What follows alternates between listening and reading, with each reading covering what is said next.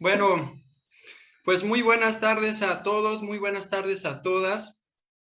Estamos ya eh, justo ya en la parte final de este simposio de modernidad y poscapitalismo, debate sobre la obra de Bolívar Echeverría, y creo que ha sido muy diverso, muy enriquecedor las discusiones, las ponencias, las pláticas.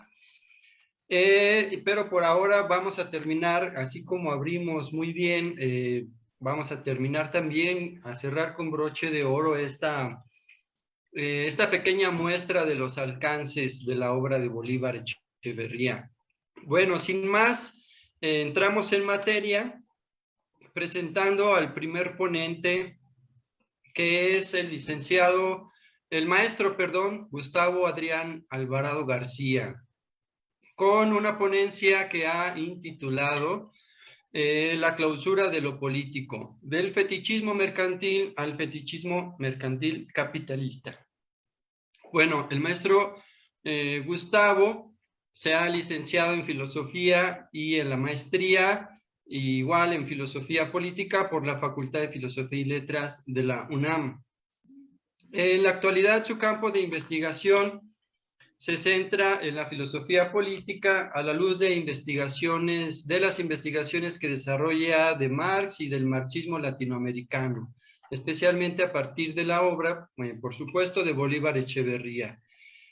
Sin más, pues agradecemos la presencia eh, virtual y la presencia posterior de los que nos vayan a estar escuchando eh, en la red.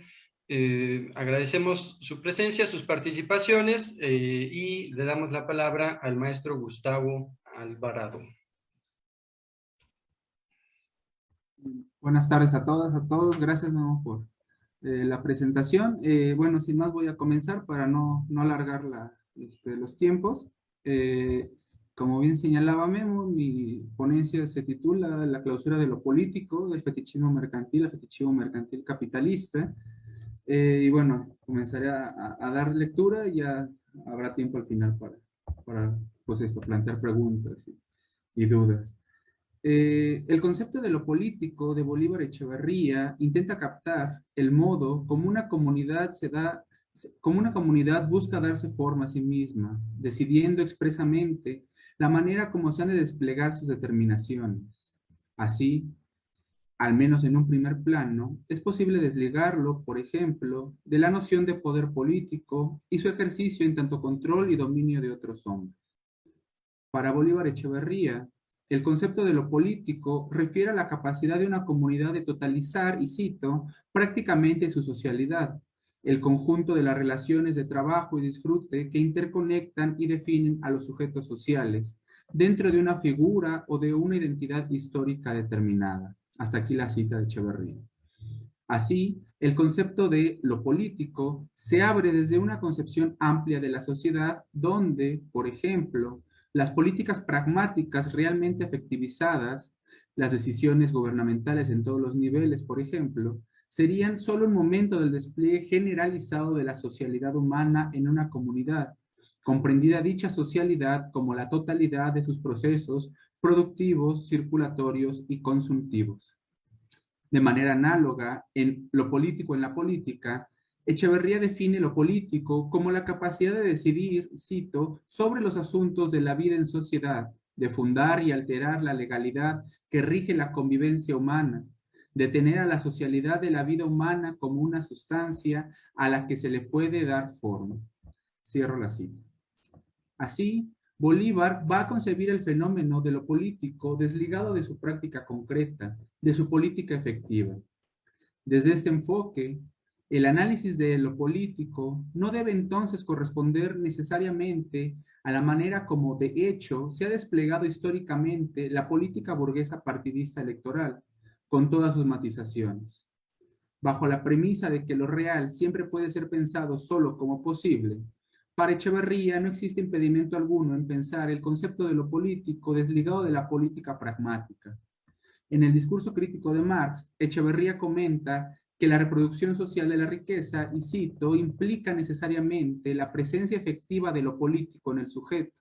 La circulación de su riqueza no es más que el resultado que refleja la autodeterminación del sujeto social como proceso en el que se da a sí mismo una forma, armonizando para ello, de manera concreta, su producción y consumo. Hasta aquí la cita.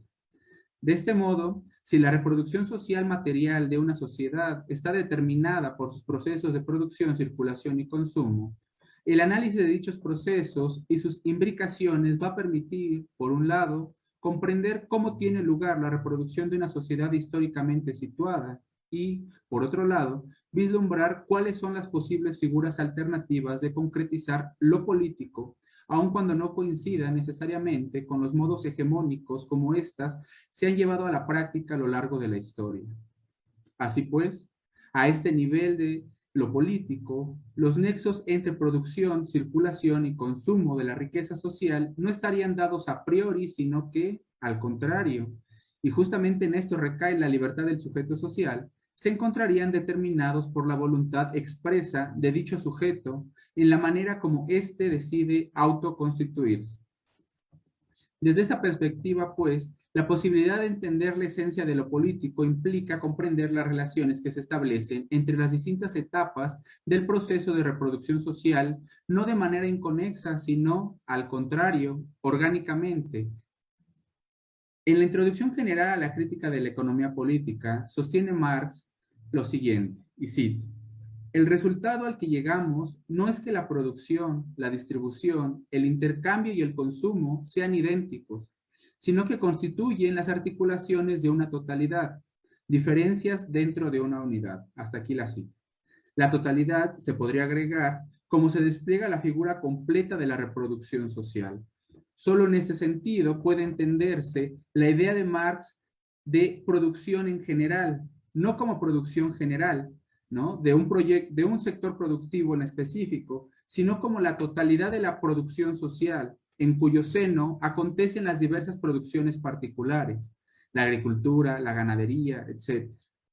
De igual manera, Echeverría retoma este pasaje de Marx para sostener el carácter transhistórico de la producción en general. Y cito a Echeverría: el concepto de producción en general que Marx emplea en su crítica de la economía política implica la idea de que la misma, ampliada hasta sus propios límites, posee una estructura esencial transhistórica. Cada una de las formas en las que se ha actualizado esa estructura constituye la identidad o figura concreta de una sociedad. Así, para Bolívar Echeverría, la enajenación de lo político va a hacer referencia, de acuerdo con lo antes dicho, a la imposibilidad de llevarse a cabo una práctica política que tenga como fundamento la voluntad de la comunidad o sujeto social de constituirse de cierta manera, de acuerdo a sus propios designios, en tanto que un sujeto ajeno ha usurpado dicha posibilidad y la ha ejercido con otros propósitos. Ahora bien, en la historia de la humanidad, han sido diversas las circunstancias por las cuales se ha tenido que enajenar la vida política, en el sentido estudiado, cediendo a alguien más su dirección, y cito: el ejercicio propio de la capacidad política ha debido darse siempre negativamente, con sacrificio de la vida física, como transgresión y reto, como rebeldía frente a conglomerados de poder extrapolíticos, económicos, religiosos, etcétera, que se establecen sobre ella. Hasta aquí Echeverría. Si esta perspectiva es cierta, habrá que decir que, desde hace ya varios siglos, en la mayoría de las latitudes del globo, la enajenación de lo político no está dada por poderes extrapolíticos religiosos, sino por la lógica que determina la forma como se produce, circula y consume la riqueza en el seno de las sociedades modernas, a saber, la lógica de la valorización del valor. Ahora bien, por otro lado, para acercarse al concepto de fetichismo mercantil es necesario partir de la idea de que los productores privados de mercancías son, a pesar de la aparente contradicción, productores sociales. Pues, siguiendo la idea de Marx que retomará Stefan Gandler, para lograr el intercambio de sus mercancías, su producción se debe de ajustar al tiempo de trabajo socialmente necesario en un momento histórico determinado. No obstante, esos productores sociales se encuentran, de facto, inmersos en una socialidad truncada, mutilada, puesto que la misma se halla determinada, como veremos, no por ellos mismos, sino por los objetos que estos han producido.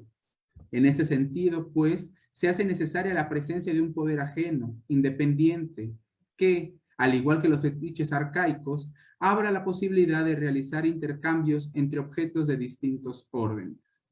Y cito Echeverría: la mercancía es un fetiche moderno porque, además de conectar entre sí las dos fases de la reproducción de la riqueza social, la producción o trabajo y el consumo o disfrute, cumple la función, para ella sobrenatural, de resocializar o de conectar entre sí a quienes reproducen, en términos privados, esa riqueza. El análisis de Marx en relación al intercambio de mercancías, en tanto condición de posibilidad de la socialidad de los productores privados, se puede rastrear muchos años antes de la publicación de su obra culmen.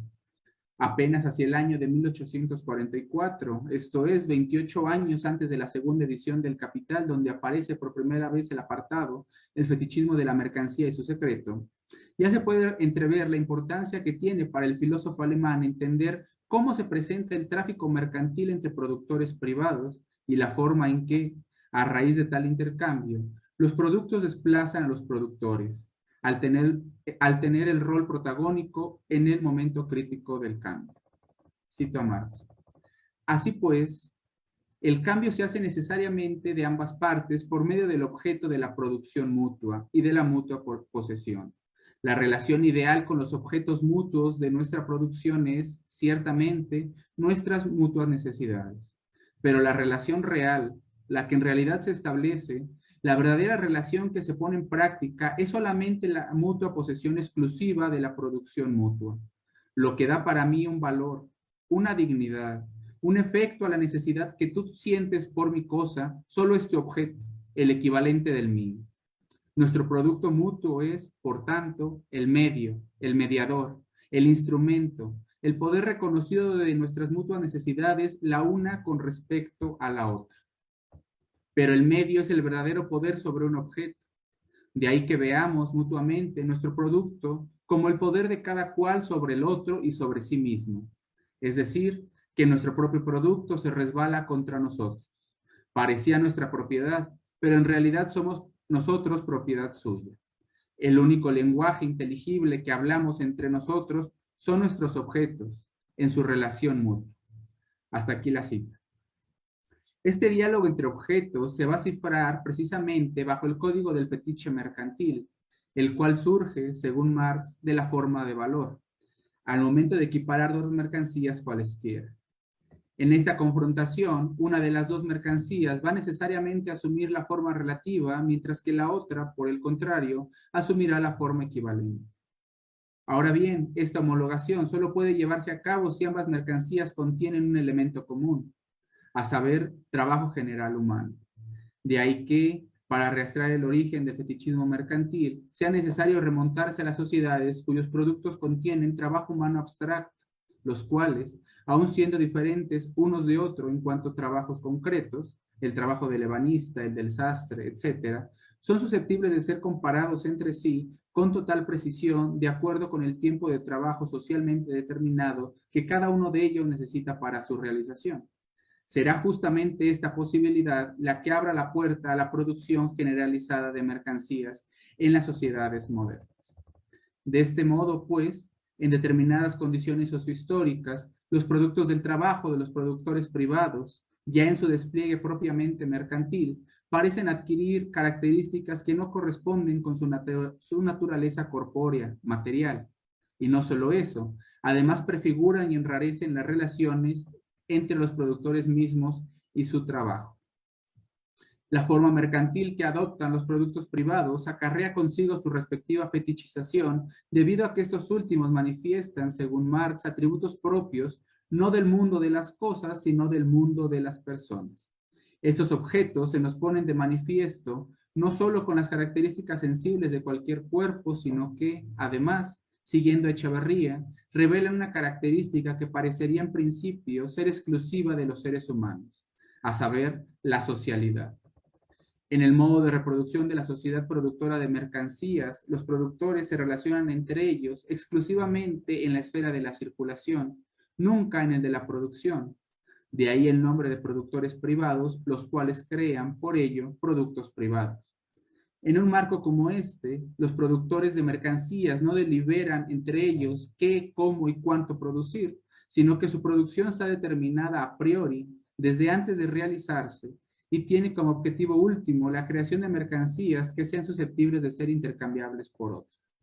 En ese sentido, es que hay que entender, a mi parecer, la idea de Marx expuesta en el capítulo primero del Capital. Esto es que la relación entre los productores y el trabajo global se da como una relación social entre los objetos, existente al margen de los productores. Aun cuando las mercancías son creadas por los propietarios privados para, idealmente, ser consumidas por otros propietarios privados, lo que motiva en el fondo su producción es, en un primer momento, el poder ser intercambiadas y no, como podría pensarse en un primer momento, la posibilidad de satisfacer las necesidades concretas de este o aquel individuo en particular. Así, el fetichismo de la mercancía se renueva y se rehace en cada intercambio mercantil, hasta el punto de parecer algo dado de antemano, como si los productos del trabajo humano tuvieran, sin más, propiedades naturales sociales. Y, con ello, al convertirse paulatinamente en la forma social hegemónica, se presenta cada vez en mayor medida inaprensible al entendimiento inmediato. Y cito a Marx: como la forma de mercancía es la más general y la menos evolucionada de la producción burguesa, todavía parece relativamente fácil penetrarla revelando su carácter de fetiche. Pero en las formas más concretas se desvanece hasta esa apariencia de sencillez. Hasta aquí la cita. Por ello, para develar el carácter histórico y por lo tanto no necesario de la forma mercancía, Marx va a revisar atentamente otras formas que han adoptado y que podrían adoptar en un futuro, por ejemplo, en una asociación de hombres libres, los productos del trabajo bajo organizaciones sociales distintas a la capitalista, donde no se ha presentado la forma mercantil o, en su defecto, su desarrollo será realizado solo de forma muy tenue.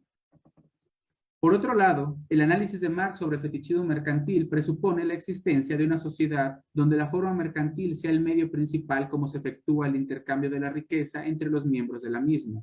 Si bien el modo de producción capitalista presupone históricamente al modo de producción y circulación mercantil, la sociedad donde se presenta el fetichismo mercantil de manera más acabada en la historia de la humanidad es la sociedad capitalista. En un primer momento, en la sociedad mercantil, va a ser gracias al azar, por milagro, que tienen lugar las relaciones entre los propietarios privados a través del intercambio de sus mercancías.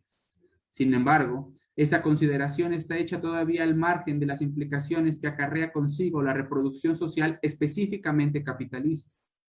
En esta última, no será ya el azar quien va a determinar la realización de los intercambios, sino una propensión general a privilegiar, por encima de cualquier otra finalidad, la búsqueda por incrementar el valor. De esta suerte, el fetichismo mercantil capitalista se presenta cuando el intercambio de mercancías entre productores privados al que acabamos de hacer alusión se subordina ya no al azar o al mero impulso individual de intentar efectivizar cierto intercambio mercantil, sino a un objetivo específico, situado más allá de la producción, del intercambio y del consumo. El carácter fetichista de la forma mercantil capitalista radica en el hecho de que la forma que asume la sociedad de los productores privados responde, en última instancia, a la lógica de la valorización de valor.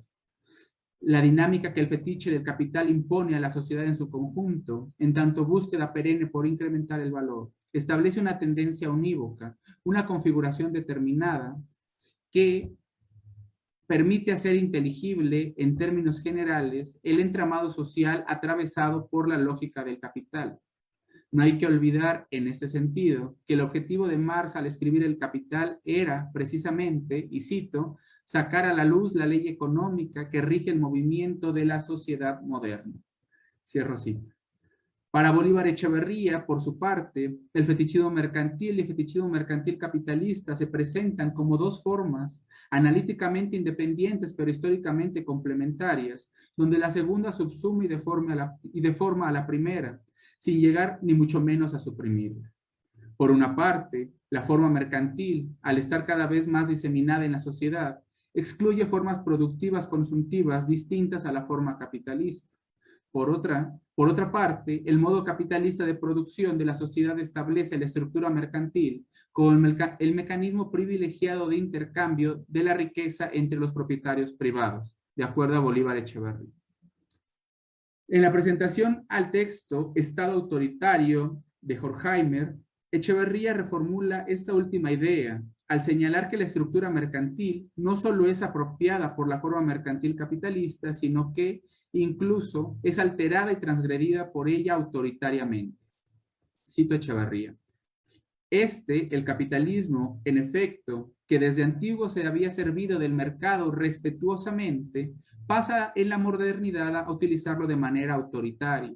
En lugar de entrar en la esfera de la circulación mercantil y aprovecharla para cumplir con su fórmula general, dinero, mercancía, dinero incrementado, comprar barato para vender caro, dejándole estar con su legalidad autónoma, el capitalismo pasa ahora a utilizarla plenamente y a imponerle su necesidad particular, la de la acumulación a toda costa, como si fuera una ley general de ella misma. Esta ibris o desmesura capitalista impulsa al principio de lo mercantil a mercantificar hasta lo inmercantificable y asegurar su eficiencia mediante recursos que la contradicen esencialmente. Tanto el fetichismo mercantil como el mercantil capitalista se presentan, pues, como dos formas simbióticas que orientan, aunque mermada y deficientemente, la producción, la distribución y el consumo de los diversos valores de uso a través de las mercancías, al tiempo que impulsan el dispositivo capitalista, su compulsión hacia el incremento del valor como la forma hegemónica a través de la cual se realiza el entramado social entre los productores privados. De ahí que se entienda perfectamente el veredicto del filósofo ecuatoriano respecto al grado de determinación del fetiche capitalista en torno a la estructuración y reproducción de las sociedades modernas. Y cito Echeverría: nada se produce, nada se consume, ningún valor de uso puede realizarse en la vida práctica de la sociedad capitalista si no se encuentra en función del soporte o vehículo de la valorización del valor de la acumulación del capital. Hasta aquí Echeverría. Gus, perdón, Sí. si puedes ir concluyendo, por favor. Sí, Disculpa sí, justo. Sí, no, ya 2 minutos. Bien. Sí, justo. Para concluir mi participación, quisiera sostener que la potencia del discurso crítico de Marx y Echeverría radica, entre otras cosas, sino en mostrar, en caso de que las hubiera, salidas nítidas a las crisis polifacéticas de nuestro tiempo, si en señalar aquellas puertas que no deben ser de nuevo tocadas con la esperanza de hallar luz salvadora donde no hay más que oscuridad manifiesta. Por ejemplo, al reflexionar de estas categorías acerca del Estado capitalista moderno, se debe siempre asumir que dicho gobierno, directo o indirectamente, promueve un tipo de reproducción social en específico. Y dado que el tipo de reproducción actual es uno que necesariamente tiende, como ya señalaba Marx al final del primer tomo del Capital, a ampliar la desigualdad económica entre la población, el gobierno en turno debe aceptar y promover la propagación de tal desigualdad. De este modo, el dispositivo democrático con toda su parafernalia tiene que ser pensado mínimamente como la forma más acabada y segura que el sujeto sustitutivo se ha dado a sí mismo a través del fetiche mercantil y del mercantil capitalista para mantener y reproducir su incesante valorización bajo el esquema estatal nacional. Lector atento de Hegel, y con esto concluyo, Marx señala en su célebre El 18 Brumario de Luis Bonaparte que la historia tiende a repetirse, primero como tragedia y luego como farsa. Intentar de nuevo la opción democrática partidista como la forma ejemplar de salir de la catástrofe capitalista en la que nos hallamos conduce, sin más, a atizar el fuego que convierte tal augurio en una realidad. Sería todo. Muchas gracias. Muy bien, le agradecemos al maestro Gustavo Alvarado su participación. Le recordamos al respetable público que nos ve vía Facebook, pueden ir, ¿verdad?, participando, formulando algunas preguntas. Bueno, damos paso a presentar a nuestro siguiente ponente, quien por cierto ocupa un lugar importante en la organización de este congreso. Es Aureliano Ortega Esquivel, a quien saludamos y agradecemos su presencia en este simposio. Bueno, él es doctor en filosofía por la Universidad Nacional Autónoma de México. Bueno, actualmente desde hace ya algunos años es profesor investigador de tiempo completo en la Universidad de Guanajuato. Como pueden saber, es fundador y coordinador de algunos seminarios y centros de estudio, como desde el 2004 el Seminario de Filosofía de la Historia y Pensamiento Iberoamericano, y más recientemente en el 2014 participa como fundador en la Cátedra José Revueltas de Filosofía y Literatura. Tiene numerosos escritos, tanto artículos como publicaciones de libros muy importantes en líneas que van tanto de la reflexión filosófica de la actualidad mexicana o de las actualidades mexicanas, así como investigaciones sobre filosofía mexicana, desarrollos importantes sobre marxismo y marxismo crítico. Recordemos su publicación sobre el pensamiento filosófico de José Revueltas, que me parece, si no me equivoco, sale publicado en el 2016, Los usos de la dialéctica, un trabajo en conjunto. Dentro de sus últimas publicaciones ha realizado por la Universidad de Guanajuato el título Filosofía Mexicana, una serie de ensayos, artículos de reflexión al respecto de la filosofía mexicana. Dentro de este proyecto de teoría crítica en México ha publicado ensayos sobre marxismo crítico en México, Revuelta, Sánchez Vázquez y Echeverría. Bueno, actualmente acaba de publicar un libro como coordinador y participante también sobre reflexión de la historia y de la actualidad en México. Bueno, sin más, dejamos la palabra a Aureliano Ortega.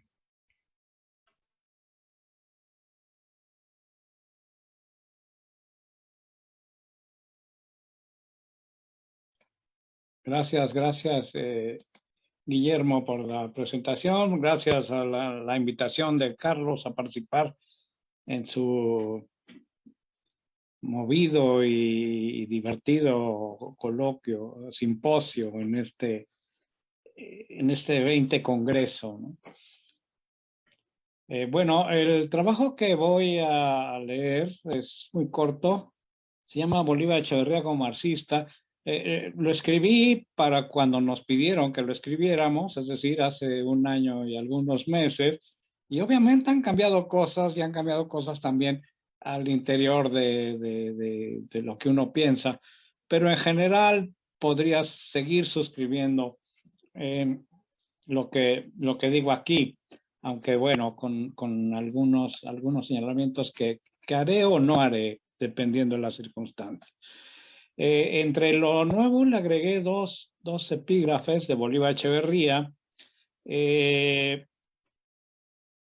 que provienen de un mismo trabajo, pero que se me hace un trabajo muy sintomático, que se llama Sartre a lo lejos.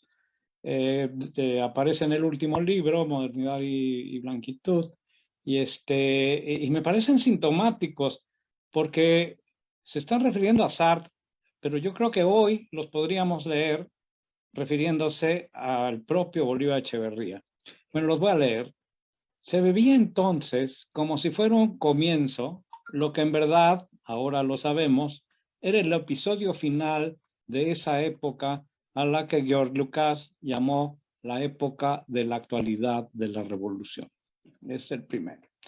Y el segundo, se trata de un marxismo que quedó para el futuro. Esta figura le gustaba a Echeverría. También en el trabajo sobre las tesis dice, lo que está planteando Marx es un trabajo por hacer. Y a veces perdemos de vista justamente eso, que el marxismo, o lo que podemos llamar marxismo, es un borrador. Es todavía en muchos sentidos un trabajo por hacer. Bueno, creo que siempre es un trabajo por hacer. Bien, leo ahora. Hubo un tiempo en el que ser o declararse marxista representaba en el orden teórico, pero sobre todo en el tráfago de la militancia y de la lucha política de clase, algo más o mucho más que una simple nota de cortesía sobre la posición de discurso con la que aquel que la profería se presentaba en sociedad. o, como es ahora, en la que el autor de moda o el scholar anuncia el tipo de producto teórico que arroja al mercado de las ideas, al juego de la competencia mercantil. En este tiempo no podía ser así, porque ser marxista significaba afirmar, con la rotundidad que el caso ameritaba, de qué lado se había elegido estar en el choque histórico de clases que enfrentaba a la burguesía y al proletariado en una lucha sin concesiones, tanto que ahí en donde el tono llegó a su máximo nivel, una u otra clase no dudaron un segundo en que su enfrentamiento sería a muerte. Piénsese en el comunismo de guerra que impuso Trotsky durante los años más duros de la guerra civil en la Unión Soviética, o con el signo contrario, el baño de sangre en el que la Primera República de Weimar convirtió la represión en contra del proletariado comunista. En ese entonces, ser o no ser marxista no era una trivialidad, pero serlo significaba algo más que suscribir las propuestas políticas de los comunistas o aplaudir el arribo de los bolcheviques rusos al poder. Como en su momento trataron de mostrarlo el propio Lukács o Karl Korsch, quienes provenían de un sector de la sociedad privilegiado y acudieron a la universidad, pero asimismo militaron en las filas de organizaciones revolucionarias de inequívoco signo comunista del lado del proletariado, ser marxista, es decir, definir con claridad desde dónde se decían las cosas y hacia dónde se quería llegar con ello en el horizonte de la lucha de clases, significaba contraer compromisos de orden teórico que rebasaban ostensiblemente el plano de las declaraciones. Cuidar al extremo la ortodoxia en el método, como apuntaba Lukács, o cumplir con la condición de ser crítico, específico y revolucionario en el caso de Korsch, dando por descontado que tanto la ortodoxia como la crítica revolucionaria contaban como fundamento teórico y como herramienta metodológica precisa con el discurso crítico de Marx. Las derrotas militares y las políticas que sufrió el proletariado internacional a lo largo de los 20 años posteriores a la Revolución de Octubre, la crisis económica de 1929, el New Deal, la Guerra Mundial de 39 a 45, aplazaron sine die las expectativas revolucionarias en las que Marx había cifrado su obra teórica. Asimismo, la larga noche del estalinismo y el delirio del socialismo real terminaron por entrampar las cosas, pero no quitaron un solo ladrillo comprensivo a ninguno de los momentos en los que Lenin había codificado el proceso de las revoluciones, su necesidad, su posibilidad y su actualidad, quedando en pie hasta nuestros días el hecho de su necesidad. Entre el pensamiento de Marx y la revolución se abrió una síncope, pero no se produjo en forma alguna un rompimiento. Este movimiento teórico que Perry Anderson estudió a fondo bajo el nombre común de marxismo occidental, justamente como el alargamiento de una nota que liga un tiempo débil con un tiempo fuerte, como en el jazz, pero sin perder un gramo de intensidad, siguió ligando a Marx con la revolución. El jazz llegó a su clímax del virtuosismo interpretativo de la mano de la síncopa, pero también de otras manías. En el transcurso de los años de posguerra, es posible afirmar que lo mismo pudo haber sucedido con el marxismo, aunque apuntando que se trataba ahora de un marxismo que, ante un estadio de la lucha de clases que quizás había perdido parte de su dramatismo, no había perdido su intensidad, pero ya quizás no le era preciso subrayar su nombre. Tenemos para ilustrarlo el caso de la teoría crítica, que en Benjamin, y no se diga en Adorno, lleva ciertas manías teóricas, materialistas y dialécticas al plano de la excelsitud, sin necesidad de vocear a cada paso, soy marxista. Es con este tipo de marxismo, manierista, barroco, me pregunto, con el que se encuentra Bolívar cuando ya en Alemania, a donde había ido a estudiar a Heidegger, decide fincar su quehacer teórico y político del lado del proletariado y la revolución. Quehaceres para los que no batalla buscando nombre. Desde el principio sabe que se llaman uno y otro marxismo y comunismo, pero no contento y queriendo mostrar con más contundencia el carácter tanto de su decisión teórica y política como de lo que busca a través de ella, lo va a llamar discurso teórico comunista. Abro un paréntesis irónico. Ah, cierto, dirán años más tarde algunos de sus excompañeros de ruta. Echeverría tiene un pasado revolucionario, comunista por cierto, y desde luego marxista, pero murió hace ya varios años, ¿no? O bien, ¿alguna vez fue marxista? Lo es ahora, lo es a la hora de textos como la definición de la cultura en donde Marx aparece casi de relleno. ¿Qué tiene de marxismo militante? ¿Qué tienen de marxismo militante las sofisticadas y exquisitas teorías del etos histórico, del barroco o de la blanquitud? Preguntan algunos de sus críticos contemporáneos. Y es justo decir, con cierta impaciencia, que bien podría responderse nada, déjenlo así. Echeverría es parte de esa generación de intelectuales casi puros que se lo creyó todo hasta que Heidegger y Deleuze, qué paradoja, lo despertaron de su sueño dogmático. Perdón por este exabrupto, pero no puedo dejar de pensar en Bartra o en Juanes.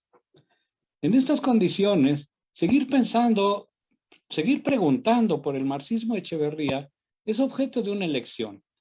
Dejar pasar, dejar hacer a gente como Juanes y en consecuencia leer y estudiar cómodamente Echeverría como si se tratara de otro crítico de la cultura que podía haber dicho lo mismísimo que dice Deleuze y pensar que también que la cultura es un cuerpo sin órganos, que no se aviene a estridencias como la de Modé, lucha de clases, y que pues más vale dejar las cosas como están. Bueno, no vamos a elegir este camino, obviamente, aunque tampoco nos vamos a afanar por demostrar que Echeverría es tan marxista como el primero. Más bien vamos a dejar correr, al hilo de la exposición de algunas ideas de Echeverría, la especie de que, por ejemplo, un enclave estratégico para las luchas de clases del proletariado y de la apuesta anticapitalista, como puede serlo la tensión económica e histórica entre valor de uso y valor de cambio, requiere como herramienta comprensiva tanto lo que la semiótica como la dialéctica puedan aportar, pero en el entendido de que la teoría sobre la que se efectúa su desmonte crítico se nutre fundamentalmente de algo que Echeverría repite muchas veces, la crítica de la economía política elaborada por Karl Marx. ¿Sí? La propuesta consiste, pues, en leer y estudiar a Echeverría tal y como Marx leyó a los economistas clásicos, es decir, críticamente. ¿Qué significa eso? Por una parte, renunciar a explicar los conceptos echeverrianos unos a través de otros, como si estos fueran invariantes y como si su valor no respondiera a las transformaciones históricas de una sociedad que se asienta sobre el hecho de su desgarramiento. Y más bien, asumir radicalmente que aquello a lo que finalmente puede referirse cualquier concepto verdaderamente crítico es justamente lo que se revela a través del carácter y de los desenlaces explícitos e implícitos de esas transformaciones.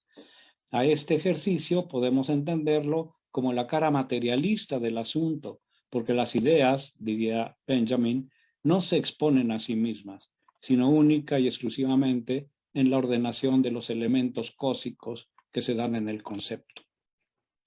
Por otra parte, asumir radicalmente que para el marxismo de Echeverría no es concebible un método separado de su objeto, y que todo obstáculo que encuentra su intención crítica frente al objeto que se ha propuesto esclarecer, el hecho capitalista, no es más que una de las manifestaciones de la impronta del desgarramiento que atraviesa la constitución y la vida de ese objeto.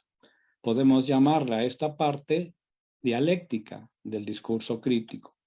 Finalmente, asumir que todo a lo que puedan referirse los conceptos con los que criticamos al capitalismo no es ni una idea ni un en sí, sino lo que de concreción histórica los preña.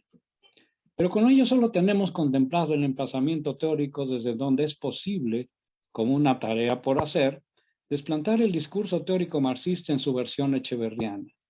En un segundo momento, que solamente es segundo en el orden de la exposición, pero que no puede concebirse sino como expresión actuante y contemporánea del primero, toda esa maquinaria materialista, histórica y dialéctica que inobjetablemente exhibe Echeverría, aún en sus fragmentos más exquisitos, tendría que probar su fuerza y su terrenalidad en el horizonte de la praxis, pero no de cualquier praxis, sino de la praxis revolucionaria. Es aquí en donde el marxismo de Echeverría revela su especificidad y de alguna forma se convierte en su tiempo atrapado en pensamientos críticos, ya que desde hace muchos años la revolución, siendo inobjetablemente necesaria, quizás no sea posible y mucho menos actual. Es preciso reconsiderar el tema desde otra perspectiva. Entender el ejercicio de la crítica como la única praxis revolucionaria que es posible en el tiempo de la no actualidad de la revolución, es decir, como un alargamiento sincopado del momento teórico del que hablaba el mismo Echeverría en su trabajo sobre las tesis sobre Feuerbach. De esta forma, como el adorno sobre todo, la ausencia de Marx no es sino aparente, porque los rastros y registros de la crítica histórica, materialista y dialéctica están inobjetablemente ahí.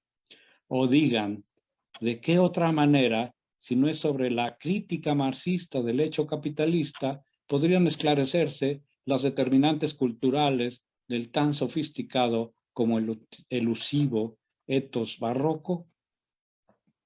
Es todo.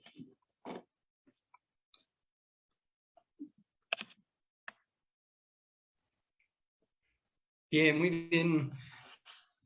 Aureliano, muchas gracias por tu participación.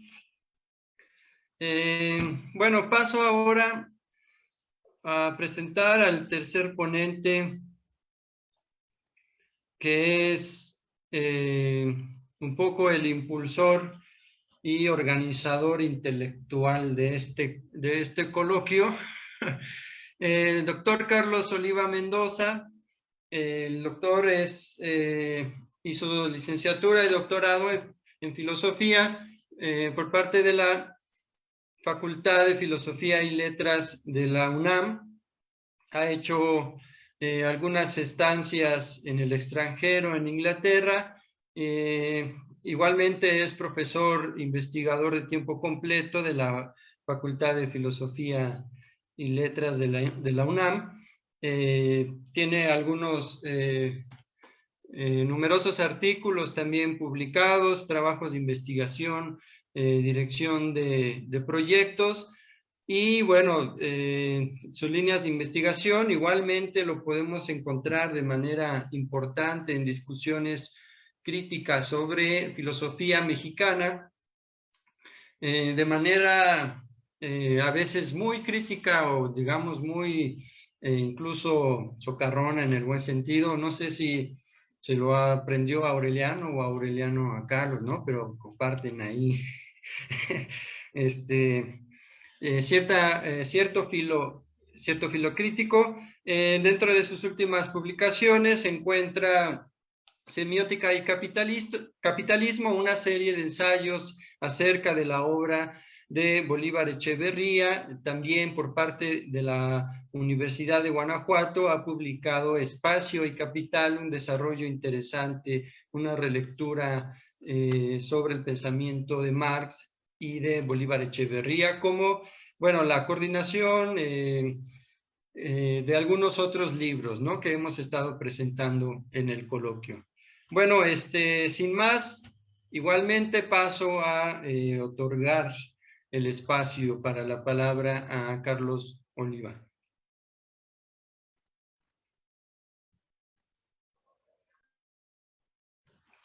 Gracias, Memo. Hola, muy buenas tardes.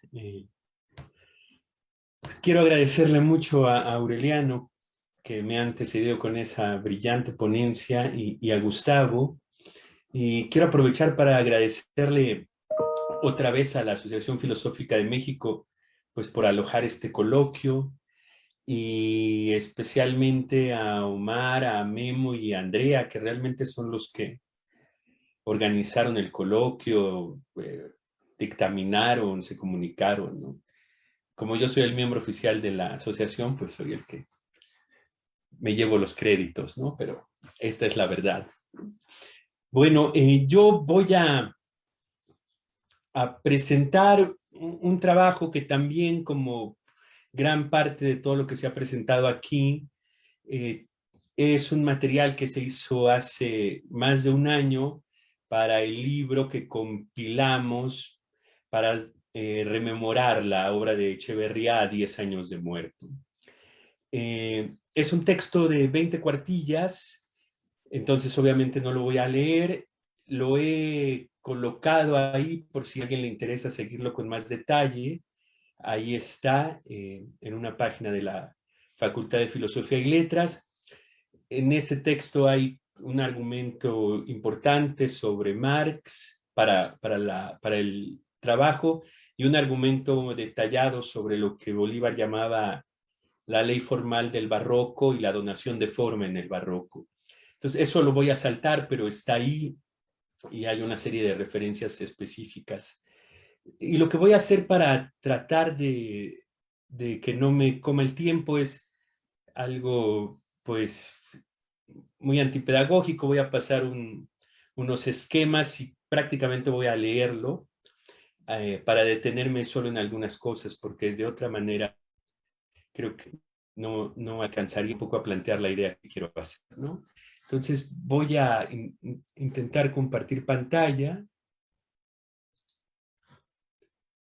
para proyectar esto.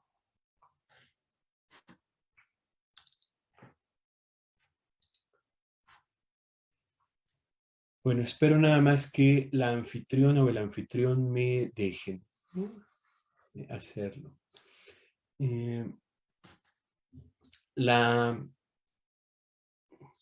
Bueno, en lo que sucede, pues voy a trabajar un poco sobre la tesis que ya han esbozado aquí otras participantes y otros participantes sobre la tesis de la relación entre teoría crítica, marxismo y barroco. Un poco la hipótesis que me anima es la idea de que hay importantes posibilidades de armar un discurso crítico y una lectura importante del marxismo desde el barroco y especialmente desde el barroco que se desarrolla en el siglo XVI y XVII en América, ¿no? No solo en América Latina, sino en general en América. Entonces, bueno, ese es el contexto general. Ya puedo compartir pantalla. Ahí está, imagino que la están viendo. Entonces, bueno, insisto, lo que voy a hacer es básicamente leer lo que dice ahí, detenerme al final en algunos puntos, ¿no? Miren, en 1998 se publica ese libro, La modernidad y lo barroco. Desde mi punto de vista, ese libro es una serie de ensayos sobre las formas mercantiles, las formas sacras y las formas estéticas de la temprana modernidad americana, ¿sí? Yo creo que hay 6 poderosas tesis que recorren ese libro. Esta es una hipótesis, seguramente hay más, ¿no? Seguramente algunas pueden sintetizarse, pero yo diría que ahí está desplegada plenamente su teoría del cuádrupletos de la modernidad. En ese texto se trabaja una y otra vez el papel protagónico de los pueblos indígenas en la configuración de una modernidad específica. Se trabaja el rol de la Compañía de Jesús en la temprana modernidad americana. Hay como trasfondo una teoría del arte barroco y del arte renacentista. Algo que es muy importante, se ve cómo está operando el marxismo como fuente para explicar de una manera muy importante, apoteótica, los valores de uso en una maniera o manera barroca que está resistiendo al hecho capitalista, ¿no? En ese momento histórico, los valores de uso tienen como fin resistir al hecho capitalista. Y de trasfondo, en ese texto, aunque hay un texto en el libro dedicado específicamente a eso, hay una formulación de una filosofía barroca, ¿no? Yo diría que los temas de ese libro circundan y apoyan una idea central, ¿no? la existencia del etos barroco, con todas sus contradicciones, sería el índice para pensar una modernidad alternativa al capitalismo, ¿sí? Esto es, no serían las otras épocas históricas, sino en este momento el índice de las alternativas al capitalismo estaría en el estudio de ese momento histórico. Ahora, ¿qué es la modernidad y el capitalismo? ¿No? La modernidad desde la perspectiva de Echeverría, y esto pues lo deja muy claro, las citas en el texto están referidas, es un proyecto ambivalente y abierto. Entonces es un proyecto no inconcluso, como diría por ejemplo Habermas, y no es un proyecto cerrado, ¿no? Es un proyecto que sigue estando abierto y es ambivalente. Ahora, la base de su definición de modernidad, que es una definición histórica y antropológica, es la constante superación desde la tecnología de la escasez relativa, ¿sí? Esto es el punto genético de la modernidad, implicaría que hay un despliegue técnico en diversos grados que posibilitaría estar fuera de la escasez de todo tipo frente al mundo natural, ¿sí? Esto es, no está justificado niveles de alfabetismo, niveles de insalubridad, niveles de muertes por enfermedades curables, de hambre, de pobreza, no está justificado con las capacidades técnicas que se tienen en el mundo, ¿sí? A partir de esto, Echeverría lanza una de sus tesis más problemáticas para el latinoamericanismo, ¿no? Bolívar claramente señala que la modernidad se gesta en Europa entre los siglos X y XIII, ¿sí?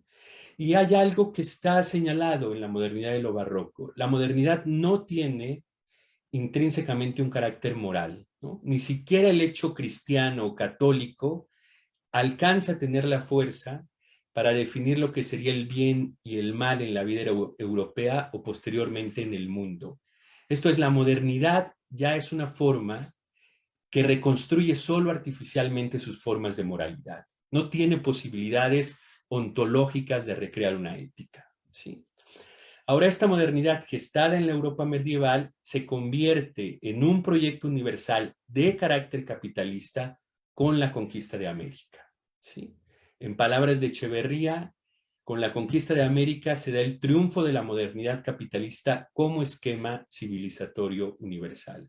Es una tesis muy, muy importante en la obra de Echeverría, ¿sí? Esto es, el hecho capitalista se universaliza con la conquista, ¿no? Con la conquista. Y yo creo que a partir de ahí hay que reconstruir esta idea del genocidio permanente en el que se desenvuelve la modernidad, ¿no? Con la conquista y el genocidio que acontece en el continente americano, primus inter pares, se expande el proyecto mercantil de la modernidad. Esto es, lo que lanza el proyecto mercantil de la modernidad es propiamente el genocidio desarrollado en América, ¿sí? A partir del siglo XVI, el mercantilismo se convierte en un proyecto universal y ahí logra cimentar una moral artificial de tipo racial, bélica, patriarcal y siempre proyectivamente industrial, ¿sí? Ahí están las simientes de esto, ¿no? Y esta composición nórdica es lo que constituye la blanquitud, ¿no? Un hecho mercantil capitalista que se metamorfosea constantemente como racismo blanco, supremacista, de carácter comercial, industrial, crediticio, ¿sí? La vida tecnológica y mercantil moderna, desde su metamorfosis capitalista en la conquista y el genocidio americano, sería una vez y otra subsumida por el proyecto del capital, ¿sí? Esto se repite como un bucle. Lo que sucedió con el mercantilismo simple en la conquista de América se repite como un bucle durante 5 siglos, ¿sí? Y dice Echeverría, ¿no? La primera tarea que cumple la economía capitalista es la de producir la condición de existencia de su propia forma, construir y reconstruir incesantemente la escasez artificial, ¿sí? Ese es el centro del proyecto capitalista. No permitir que el mercantilismo simple se expanda, sino siempre desarrollar una forma de acumulación y de escasez artificial, ¿sí?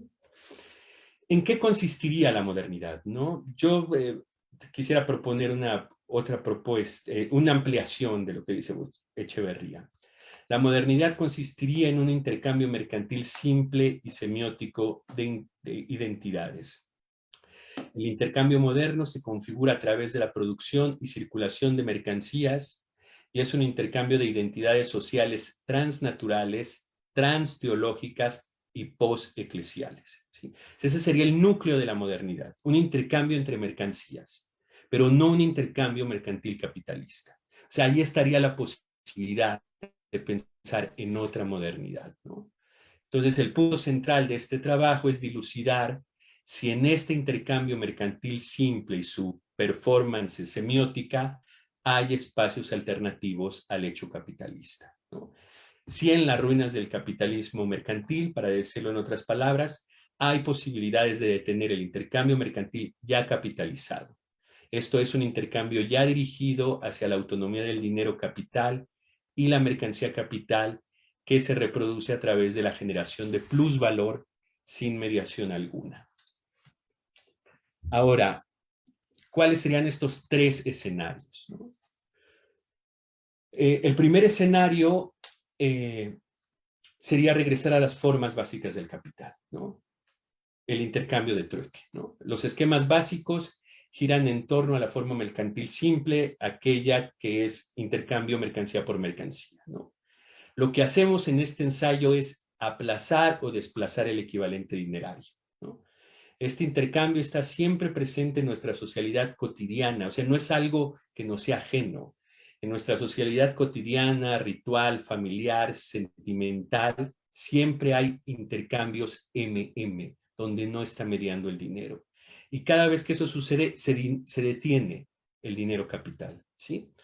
Ahora es imposible que este intercambio elimine el crédito. Cuando yo intercambio una mercancía, la mercancía ya contiene la potencia del dinero y ya le doy fe, crédito en el cambio. Entonces, MM siempre va a tener un desplazamiento hacia el fetiche capitalista. Pero eso no impide que haya una serie de acciones reflexivas y espontáneas para que sigamos trabajando en los intercambios MM y deteniendo al dinero, ¿sí? El segundo escenario sería la reconfiguración de nuestra relación política con los seres animales, minerales y vegetales, ¿no? Y este segundo teatro, representación, constantemente reprime y detiene la implosión y genera un dispositivo que está centrado en la extracción del valor y la devastación de la naturaleza. Esto es, al cambiar nuestra relación política con los otros seres, ¿sí?, se detiene ese dispositivo de extracción de valor.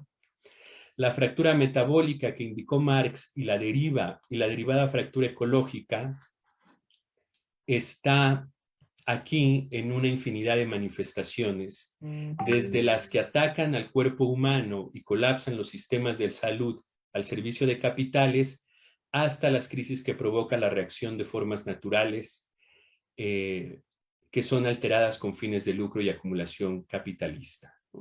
Ahora, lo más interesante de esto es, para mí es esto, ¿no? Del problema ecológico, una lección postcapitalista es central. El agotamiento de la nación y el Estado como garantes simbólicos y legales de toda territorialidad, ¿no? El fracaso del Estado nacional está cifrado en su incapacidad para cuestionar el modelo de socialidad del capitalismo, ¿sí? En tanto no cuestione ese modelo, fracasa, ¿no? Son ejemplos de esto dos escenarios,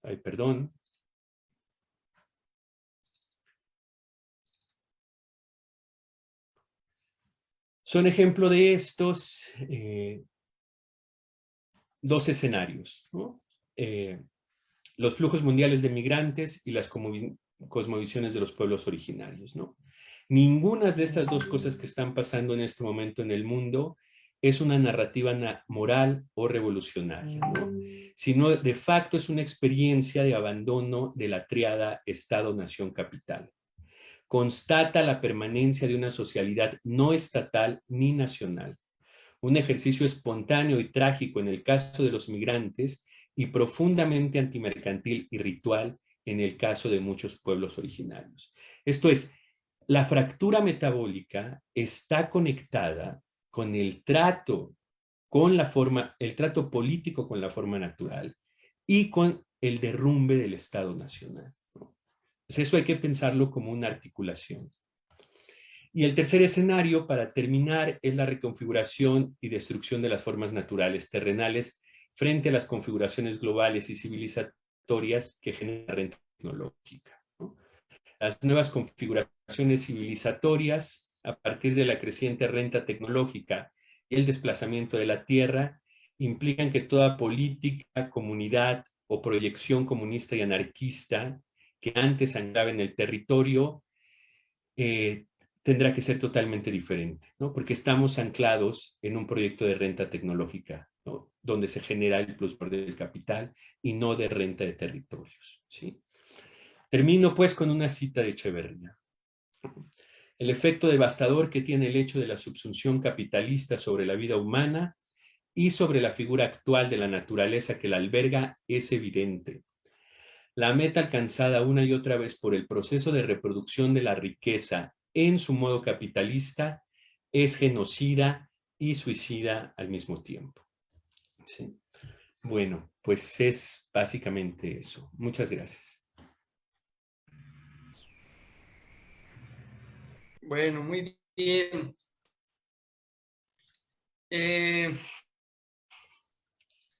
Pues creo que son trabajos muy interesantes. Ahora, yo creo que podemos empezar este espacio de diálogo con algunos comentarios y algunas preguntas que nos han llegado, nos ha hecho llegar el equipo que ha estado apoyando las transmisiones. Bueno, Berenice dice muchas gracias al doctor Aureliano. Y también Javier Sigüenza hace un comentario que le mandamos un saludo. Dice específicamente para el doctor Aureliano. Entonces lo leo y si alguien tiene alguna pregunta, algún comentario. Javier, ¿qué opina el doctor Aureliano Ortega sobre la cuestión que Carlos Pereira escribe? Debe tomarse en serio la afirmación de Marx, según la cual él no era marxista. En rigor, nadie debería serlo. En primer lugar, porque la expresión misma de marxismo o la declaración individual "yo soy marxista" confiere tanto al trabajo teórico como a la lucha política un aire de secta religiosa poco recomendable.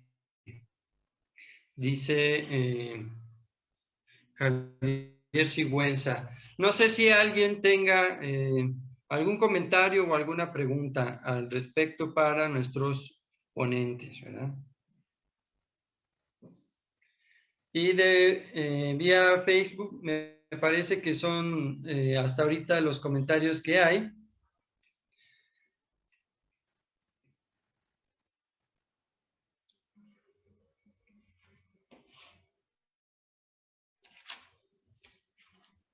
Bueno, Parece que no. Bueno, creo que podemos empezar que Aureliano... Sí, se va a ir calentando. Andrea, adelante.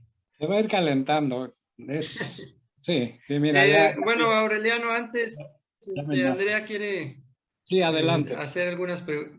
Bueno, voy a hacer, para hacer la ronda, le hago una pregunta a Gustavo. Primero, ¿qué opina de esta diferenciación que hace Bolívar Echeverría sobre el fetiche mercantil simple y el fetiche mercantil capitalista? No sé qué opina al respecto. Mi pregunta sería, ¿existe realmente el fetichismo sin, digamos, la organización social capitalista? Entonces, bueno, esa sería a Gustavo y a Carlos. A mí me gustaría que profundizara un poco más, si puede, en este intercambio del que él habla de MM. Es decir, ¿dónde está, a su modo de ver, aconteciendo este intercambio MM? Y si puede profundizar un poco más al respecto. Nada más para que se haga la ronda. Bueno, ya primero pregunto y luego respondo. Yo tengo una pregunta para Carlos. En la parte más dramática, vamos, de su exposición, yo creo que tiene que ver con este par migrantes, pueblos originarios, porque, vamos, es evidente el acoso, la violencia, el arrinconamiento que los expulsa. Pues, tiene que ver con la violencia, tiene que ver con el hambre, tiene que ver con todo esto, pero también la violencia con la que se les recibe, ¿sí? En el caso de los pueblos originarios, vamos, están ahí y la violencia ha estado, es persistente, permanente, y de una u otra forma creo que han encontrado algunas maneras de responder y de defenderse de esto. Pero en el caso de los migrantes, la vulnerabilidad es total, ¿sí? Es decir, fuera de su solidaridad y fuera de la solidaridad que puede tener el medio, ¿no? Las patronas, todo esto, ¿no? Entonces, vamos, ¿de qué manera, sí? Estos dos sectores, marginados y vulnerabilizados, podrían participar en la primera opción, en el primer escenario? Bueno, y obviamente en el segundo, en la recuperación de la naturaleza, el caso de los pueblos originarios, creo que es evidente el vínculo. Pero en el caso, en este primer escenario, ¿cómo podrían insertar su experiencia y su posible expectativa de futuro? Esas serían las dos preguntas que tendría. No sé si haya más para cerrar la ronda, y si no, bueno, le contesto a Javier. Bueno, parte de lo que ha pasado en este año y medio tiene que ver con lo que he pensado sobre esto, sobre la expresión yo no soy marxista, ¿no? Y he llegado a pensar que en efecto tendríamos que hacer una distinción, prefiero que sea sutil y que no sea bárbara, entre lo que llamaría yo el pensamiento de Marx y el corpus marxiano, ¿sí? Que, insisto, se compone de una obra inmensa, pero que a la vez, aún la parte publicada, dado que siempre había notas, siempre había cambios, siempre había, era una obra en construcción, un borrador. Ya no se diga la no publicada, bueno, que es la mayor parte, se ha ido convirtiendo, sí, en un corpus que representaría de manera, vamos, directa el pensamiento de Marx como tal, o sea, sin calificativos, ¿sí? Entonces, a ese respecto, Marx no era marxista, no, Marx era un pensador crítico que escribió con mala letra miles y miles de folios, ¿no? Y que nos proporciona en la obra publicada y en la no publicada, pues, claves de interpretación, básicamente, ¿no? Y de desmonte crítico de los enclaves del hecho capitalista, ¿sí? Que sin embargo, a partir de Engels, se convierten en claves de desciframiento de las sociedades humanas y sus transformaciones en general. Es decir, convierten al pensamiento de Marx en lo que lo enuncia así, la concepción materialista de la historia. Y la concepción materialista de la historia, obviamente, tiene que convocar para cifrar su eficacia a las ciencias sociales que le son contemporáneas. Y Engels inclusive se toma el atrevimiento de las ciencias duras que le son contemporáneas. Y esta traducción esta traducción que Marx hace en el caso de las famosas tres fuentes, no se hace con el debido cuidado en el caso del materialismo histórico. Es decir, por eso se positiviza, por eso adquiere formas y manías propias de la ciencia burguesa, y por eso se construye en un corpus bastante difícil realmente de aceptar en su conjunto, ¿sí? Entonces es cuando uno tendría que tener el cuidado de decir, bueno, es que ¿qué tanto? No buscando ortodoxias, no buscando realmente fidelidades, infidelidades, sino encontrando o localizando en el marxismo, concepción materialista de la historia que después se convierte en marxismo, aquellos puntos en donde no alcanza el tono crítico que caracterizó al pensamiento de Marx, y que ya en manos de la Academia de Ciencias de la URSS se convierte, dice Marcuse, en una ciencia de la conducta, ¿no? Es decir, no una ciencia de la conducta. Es muy irónico y muy filoso este juicio de Marcuse, porque dice, lo que está sancionando es lo que hace el Estado soviético y nada más. Entonces, bueno, ¿qué ha pasado en todo este trayecto? Pues no voy a decir que se ha desnaturalizado, porque entonces le daría la razón a Pereira en el sentido que se ha sacralizado y que se ha convertido en el dogma de una secta religiosa. Afortunadamente, hay muchos desarrollos de este marxismo al que ya no buscó nombre. ¿Sí? Ya no buscó nombre después de concepción materialista de la historia o materialismo histórico, porque le fue cómodo, o sea, se acomodó al nombre de marxismo, y más bien se puso a hacer lo que tenía que hacer, ¿sí? Es decir, usar este instrumental, desarrollándolo, criticándolo, escogiendo aquellos elementos que le fueran funcionales a su crítica y dejando de lado otros, de manera no necesariamente sectaria. Lo sectario viene, creo yo, cuando asocias este quehacer teórico a un partido, a un proyecto de transformación político que no alcanza a distinguir o incorporar dentro de su propia crítica estos elementos críticos y estos elementos autocríticos, ¿no? Que es lo que sucede, creo yo, con el marxismo soviético. Entonces, pues no sé si le responda a Javier o no, pero en efecto, Marx no era marxista, eso está claro. Y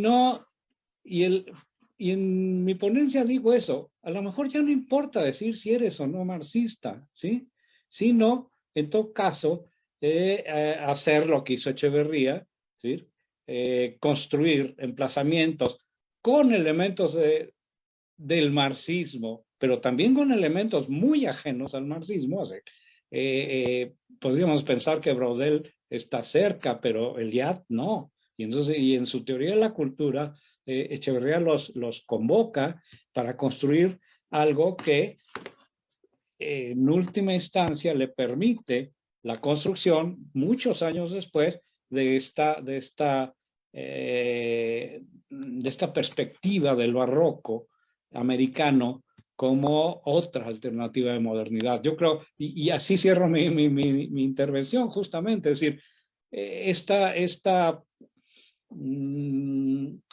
este conjunto de ensayos previos en las que se llamaba marxista y comunista y de izquierda, dan a la postre o desenlazan en la construcción de un fragmento agudamente crítico que yo creo que esclarece de manera eminente tramos, no todas, o sea, no todo el desarrollo, no todo el arco, sino tramos de la historia latinoamericana y de la historia mexicana que que de otra manera no tendrían, creo yo, esa eficacia. Y ahí están para demostrarlo los pocos alcances que tienen las teorías decoloniales o lo asimilables que son las teorías del colonialismo interno, por ejemplo. Bueno, no sé si le contesté a Javier, pero acá lo dejo. Muchas gracias, Aureliano. Bueno, interrumpo un poco. Han estado llegando algunas preguntas y comentarios del respetable, ahora de forma virtual, respetable virtual. Yo creo que tenemos tiempo para contestar estas preguntas que ya estaban y después hacer una segunda ronda, ya teniendo en cuenta las que nos han hecho llegar. Así que un poco echando las cosas al tanteo, me parece que pueden contestar tanto Gustavo como Carlos y después compartirles estas preguntas que nos han llegado. Yo leí las preguntas y más bien quisiera hacer un comentario general y a ver si las puedo incluir, ¿no? Está Pedro Enrique, Berenice, Javier, Evodio Escalante, ¿no? Pues muchísimas gracias, ¿no? Intercambio claramente no MM, ¿no? Don contra don aquí, ¿no? Pues, yo creo, le diría a Evodio, que no solo hay un proyecto de modernidad, sino que la idea central un poco de Echeverría es que hay varios proyectos de modernidad. Yo creo que en un intento de pensar en qué coincidirían todos esos proyectos de modernidad, es que todos son proyectos mercantiles. ¿Sí? Esto es, que el núcleo de la modernidad no es un núcleo eidético comunicativo, ni un núcleo moral por el bien común, sino su núcleo es una semiótica, una performance semiótica a través de las mercancías y de la producción de mercancías. Y entonces todos estamos metidos, todos los que vivimos adentro del sistema mercantil, porque bueno, objetivamente no todo el mundo vive en el sistema mercantil, es mucho más la gente que no vive en el sistema mercantil, pero siempre se está expandiendo la mancha mercantil. Estamos adentro de un proyecto en el día a día, porque nuestra comunicación es a través del cuerpo mercantil, es a través del cuerpo mercantil. Entonces, lo interesante de Echeverría, y que hay que recalcarlo para discutir ahí, es que Echeverría dice que las posibilidades críticas están en el intercambio MM y el intercambio MDM. Esto es intentar bloquear siempre la plusvalorización dineraria, la acumulación dineraria que siempre trae el despojo y la violencia. Esto está a discusión, por supuesto, pero es la idea por la que yo creo que Bolívar recrea el barroco, porque ahí ve que la resistencia tiene que ser una resistencia de capitalismo crediticio y de capitalismo mercantil. Un poco también aquí me cuelgo de lo que dice Javier Sigüenza. Claro, los intercambios que están regresando, como dice Caratani, todos los intercambios reprimidos están de regreso. O sea, el intercambio don contra don, ¿no? Por ejemplo, el intercambio que yo hago diario con el aire, con la lluvia, con la luz solar, no es mercantil, es don contra don. O sea, es un don que se me da y yo tengo que interpretarlo y actuar sobre él, pero ahí no hay mercancía mediante. Esos intercambios están de regreso. Y el otro intercambio es el intercambio del Estado, el del despojo, ¿no? El de protección, redistribución. O sea, ese intercambio está de regreso en sus formas más brutales de despojo y también en intentos de protección. Esos intercambios son en efecto precapitalistas, como dice Javier, pero están ya filtrados por la estructura mercantil, ¿sí? Entonces, su regreso no es un regreso puro, es un regreso moderno. Esto es un regreso a través de las mercancías, ¿no? Un regreso mercantificado. Entonces, yo diría, para cerrar esta primera intervención, está atrás un poco la teoría de Caratani, que hay tres tipos de intercambio, ¿no? El intercambio natural, sacro, don contra don, el intercambio protección-despojo, que es el intercambio del Estado, que nos roba siempre, nos quita la representación política y se la otorgamos a otro, y está el intercambio de mercancías, ¿no? Lo que dice Echeverría es que en ese intercambio de mercancías es donde podemos actuar. Dice Aureliano que el punto más dramático es, en efecto, el punto de la migración actual. Pero yo creo que justo ese punto lo que nos está mostrando es que son subjetividades que están fuera del sistema crediticio y que están desplazadas del sistema industrial. Y su posibilidad de supervivencia es el intercambio de meme, ¿sí? Es una comercialización simple para ir avanzando, simple para ir avanzando. No tienen crédito, o sea, no tienen papeles, no tienen tarjetas, no tienen quien les preste, no tienen fábrica, no tienen posibilidad industrial. Entonces, su posibilidad de ir avanzando es en intercambios MM muy complicados, ¿no? Y muy perversos muchas veces, ¿no? El cuerpo entra a juego como MM, intercambio de mercancía de mi cuerpo contra la policía, contra el Estado. ¿Qué deberíamos de proponer? Que el Estado mexicano abra un corredor desde Chiapas hasta la frontera norte donde transite, ¿sí? Eso deberíamos de estar proponiendo y que ahí haya intercambio de medio, que ahí haya intercambio de medio. ¿Qué va a pasar cuando lleguen al norte? ¿Fundarán algo? No lo sabemos. ¿Regresarán? No lo sabemos. Lo que sabemos es que cada año esto empieza a volverse una constante y esa constante va a avanzar y va a fundar territorios de nuevo tipo. Lo que nosotros deberíamos de exigir son dos cosas: que se abra ese corredor humano de todo el país y que a la par se haga la renta universal, que es otra forma MM para toda la ciudadanía nacional. Los dos son intercambios MM.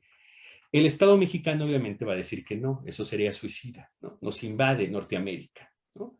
Entonces tenemos que plantear alternativas de que ese corredor exista sin que dependa del Estado, ¿no? Y ahí hay un ejemplo clarísimo de cómo puede funcionar una forma estructural clara de resistencia a través de intercambios de mercancía simple, ¿sí?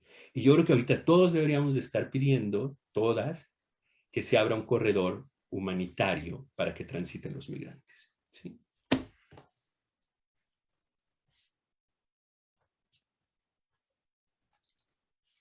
Adelante, Gustavo. Sí, voy a responder brevemente para poder dar pie a las preguntas que han ido surgiendo, sobre todo a través de las plataformas. Entonces, nada, responderé rápidamente la pregunta de Andrea, que iba en función de cómo pensar el fetichismo mercantil capitalista, si como dos conceptos independientes o como esto, ¿no? Como dos formas que se deben de pensar de forma conjunta. Y yo creo, por eso fue tan esclarecedor la lectura de Echeverría, específicamente respecto a esto, que el gran parteaguas está en el hecho de que Marx explícitamente en el Capital no despliega el concepto, ¿no? de fetichismo mercantil, ¿no? separado del fetichismo mercantil capitalista, y que al menos en términos de concepto, ¿no? es expuesto claramente, ¿no? explícitamente por Bolívar Echeverría para darle justamente en ese sentido la razón a Marx. Yo lo que creo que hay que entender esos conceptos, como todos los conceptos en Marx, no solo de manera dialéctica, sino entenderlos como pues una formación estructural, ¿no? En términos de cómo va embonando Marx un concepto tras otro, ¿no? Entonces, en ese sentido, creo que las lecturas meramente historicistas, por ejemplo, ¿no? Pues se caen en una ambigüedad o son poco fructíferas para entender que, por ejemplo, creo que el ejemplo muy claro que pone Marx es respecto al dinero, ¿no? La formación del dinero en en el famoso capítulo 1, ¿no? Entonces yo creo que hay que entenderlo de manera dialéctica, la formación de ambos conceptos. Claro, si uno lo piensa actualmente, la mayoría de las mercancías que circulan, ¿no? por los flujos comerciales alrededor del mundo, naturalmente que son mercancías que ya traen inmerso pues la forma de fetiche mercantil capitalista, ¿no? Sería realmente ingenuo pensar estas mercancías como en un contraflujo, ¿no? Y pensarlas como pudieran abrir posibilidades, ¿no? En un mero intercambio MM, como ahorita comentaba el doctor Oliva, ¿no? O sea, estamos en un punto, ¿no? La crisis civilizatoria es tal que no solamente se da una escasez relativa, como bien afirmaba Echeverría y ahorita comentaba también el doctor Oliva, ¿no? Sino que estas mercancías que están ya diseminadas por el mundo tienen la impronta, ¿no? Dice Marx, tiene ya la marca en la frente, ¿no? De que tienen la impronta netamente capitalista. De ahí no se sigue, y eso es lo importante de la idea de Bolívar Echeverría, de pensar todo lo real como posible solamente, que no haya formas, ¿no? O intentos para recrear, ¿no? Formas de intercambio que no tengan que tener esta impronta netamente capitalista, ¿no? Pero sí hay que responder en términos de que las mercancías actuales, ¿no? Que fluyen alrededor del mundo son o no no tienen esta forma netamente capitalista, pues claramente sí, ¿no? Sería eso.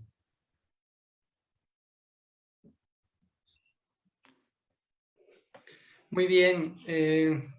Bueno, en general creo que los comentarios han sido cubiertos, ¿no? Si por ahí hay alguna réplica, tanto de los que nos están siguiendo en la transmisión, y no sé si también los ponentes tengan alguna réplica de lo que de lo que se ha estado comentando, lo pueden hacer, ¿no?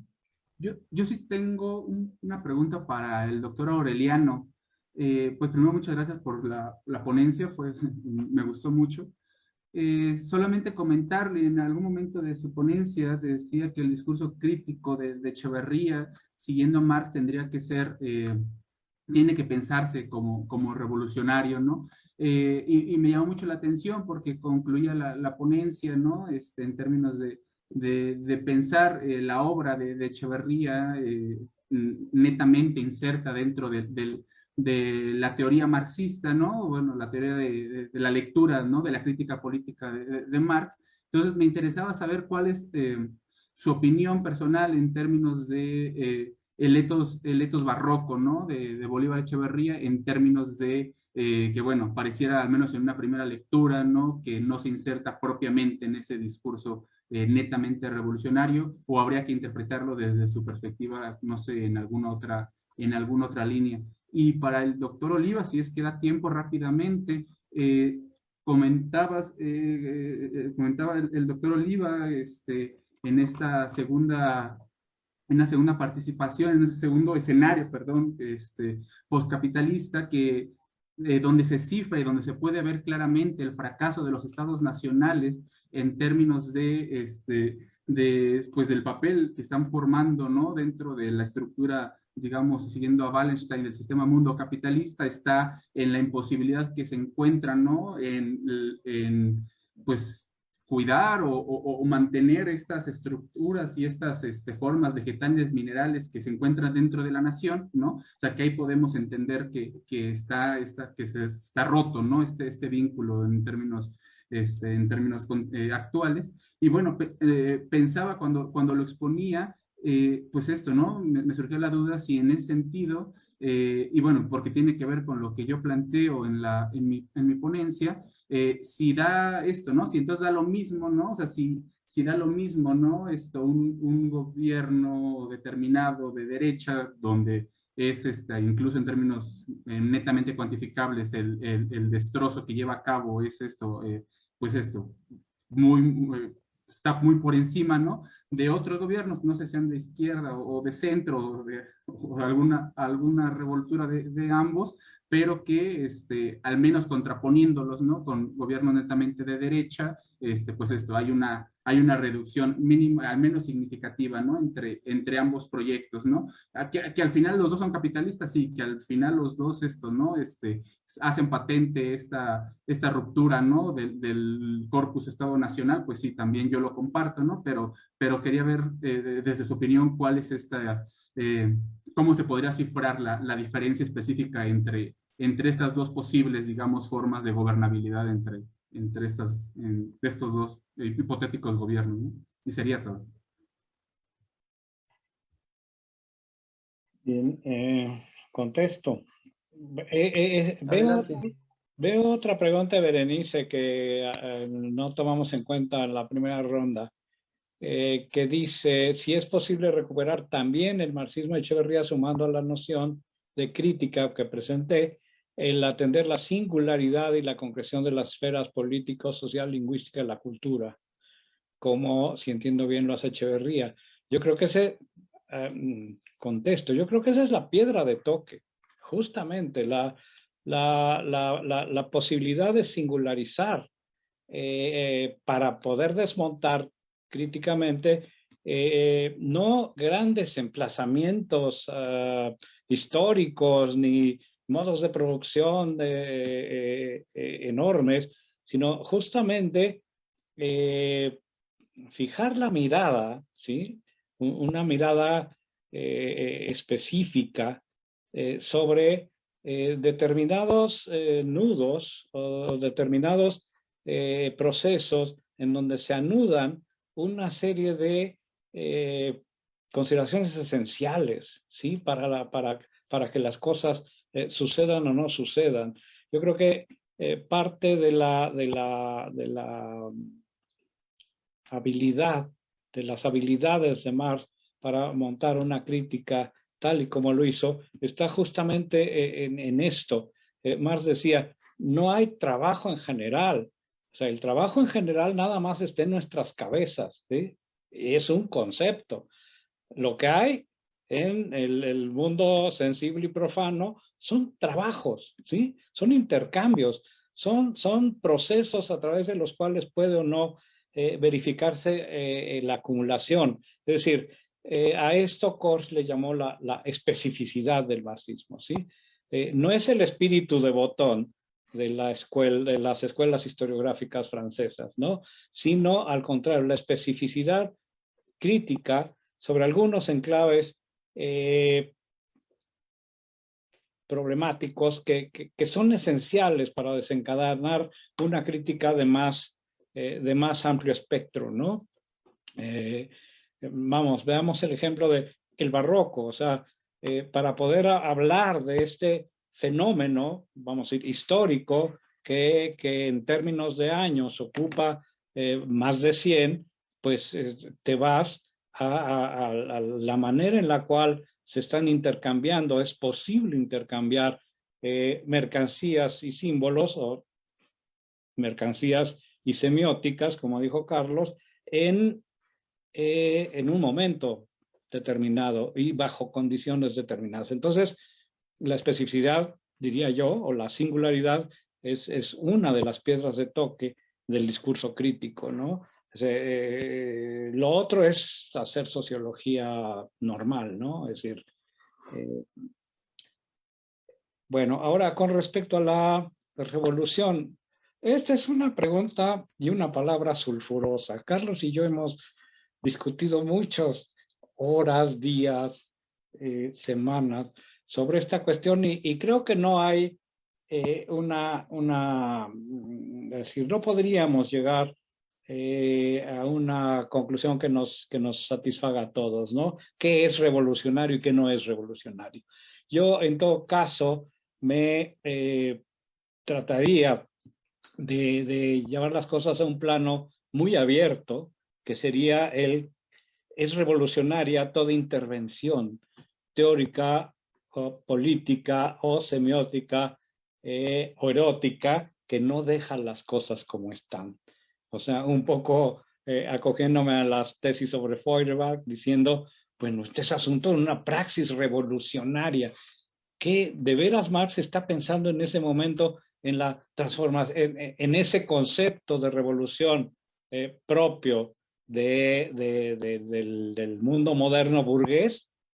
¿O está pensando modestamente en transformaciones en plural? Yo creo que lo está haciendo en el segundo sentido. Es decir, y lo sintetizaría de esta manera. No dejar las cosas como están, ¿sí? Así de modesto, ¿sí? Porque si no, así nos metemos así, fue revolucionario el régimen mexicano después de 1917, wow, bueno, ya tenemos para rato, ¿no? Yo digo que sí lo fue, pero en función de ir construyendo una imagen totalizante de esos pequeños cambios o grandes cambios que realmente transformaron la faz del país en los primeros 20 años, ¿no?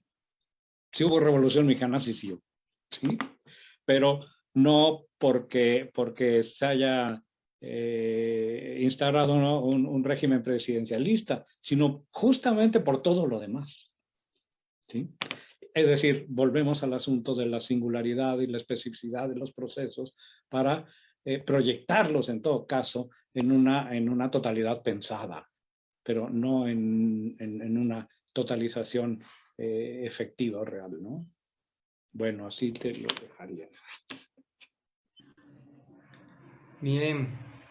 Bueno, ha llegado un comentario ahí de Sigüenza acerca de los planteamientos del maestro Gustavo. Dice, quizás a la clausura de lo político por el fetichismo mercantil capitalista que plantea Gustavo, hay que responder con una reivindicación teórica y militante de lo político, de acuerdo a la definición de este concepto del mismo Echeverría y otros autores que han tematizado la crisis de la política moderna. Un comentario que nos hacen llegar.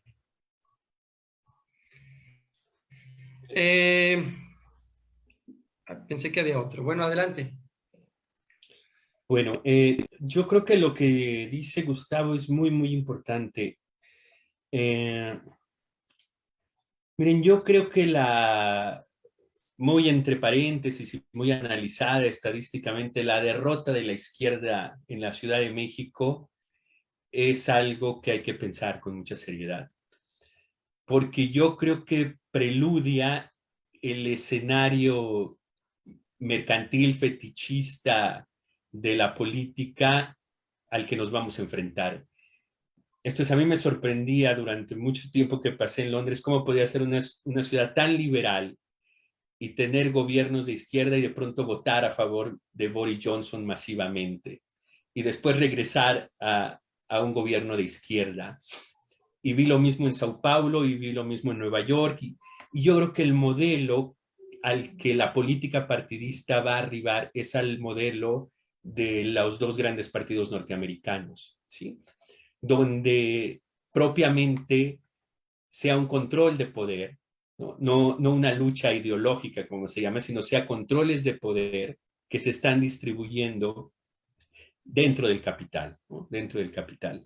Entonces, yo creo que lo que nos espera de manera trágica es un posicionamiento estratégico de lo que Bolívar Echeverría llamaba los usadores de la palabra, ¿no?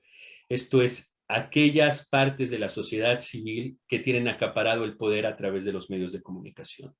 Y creo que esos usadores de la palabra van a empezar a mover las elecciones como se hace en Europa y en Estados Unidos estratégicamente hacia el mercado que más les convenga, el mercado de izquierda o el mercado de derecha.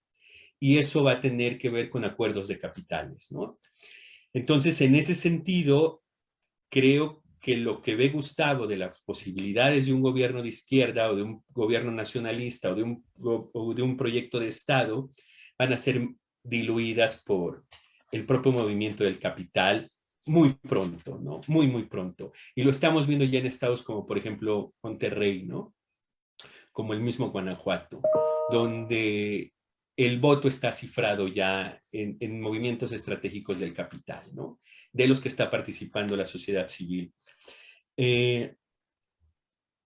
Bueno, le voy a decir, yo creo que el neoliberalismo es básicamente un pacto entre el Estado y el capital, ¿no? Un pacto entre el Estado y el capital, donde quien lleva la mano es el capital. De ahí su centro corrupto. Creo que el fin del neoliberalismo que realmente aconteció en el siglo XXI implica que el capital está ya solo, ¿no? Y que el capital es el que va a empezar a diagramar sin un Estado con el cual pactar de manera corrupta, ¿no? Yo creo que esto se ha detenido en muchos países por gobiernos que recaen en una persona, ¿no? Angela Merkel, Evo Morales, etcétera. creo que México, al tener esta política de no reelección, va a acelerar, ¿no? El movimiento del capital, ¿no? Esto es, la figura de López Obrador es tan central y tiene tanto poder que en el momento en que él deje el poder, creo que nos vamos a enfrentar al capitalismo abierto, nos gobierne quien nos gobierne, ¿no? Y creo que nos espera momentos muy complicados en la nación mexicana, ¿no? Bueno, ¿algún otro comentario que nos ayude a no terminar tan catastróficamente? Bueno, no sé, Aureliano. No, o sea, Ah, no, el pronóstico es sombrío. perdón, creí que ibas a hablar, perdón. Decía, el pronóstico sí es sombrío. No sé si en los mismos términos en los que lo está planteando Carlos, pero es sombrío. Ahora, tengo una reserva, vamos a hacer ahí de optimismo, porque es eso que llamamos pueblo mexicano es, eh, es imposible prever qué va a ser, ¿sí? Es decir, lo que se llama ahora la batalla cultural entre lo que seguimos llamando derecha e izquierda es realmente tratar de prevenir lo imprevisible del comportamiento de eso que llamamos pueblo mexicano. Vamos, los estallidos que han dado pie a las tres transformaciones anteriores no han sido pensados eh, a partir del elemento pueblo. Son movimientos pensados por una élite y desencadenados por una élite. Es decir, por los criollos, por los liberales, por los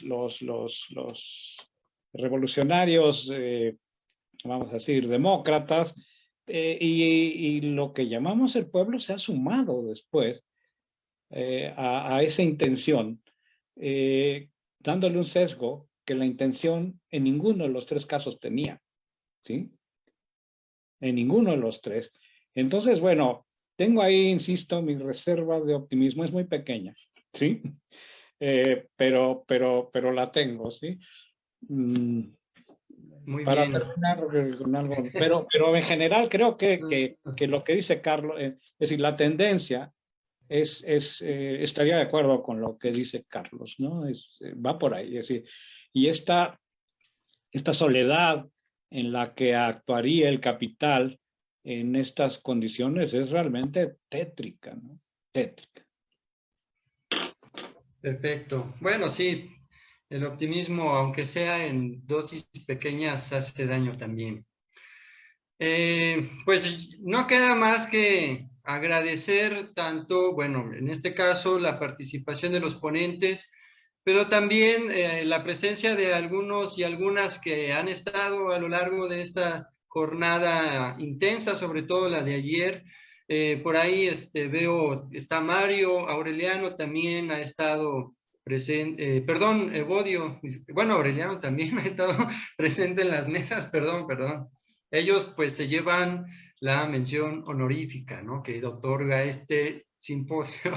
Y bueno, finalmente agradecer a la asociación, a la organización del Congreso, una forma muy postcapitalista, como lo ha estado refiriendo Carlos Oliva. Y por último, y también de forma muy especial, al grupo que está aquí apoyando, Jesús Ameyagi, espero que se pronuncie así, si no todo el rato te hemos pronunciado mal. Les haremos llegar a ustedes la constancia de el diplomado que han tomado sobre Bolívar Echeverría, ¿no? Muchísimas gracias, de verdad. Estaremos participando de alguna manera como oyentes y organizadores, bueno, Carlos, y moderadores, Omar, en las mesas sobre estética y filosofía del arte, que si tengo bien entendido, empezarán el día de mañana.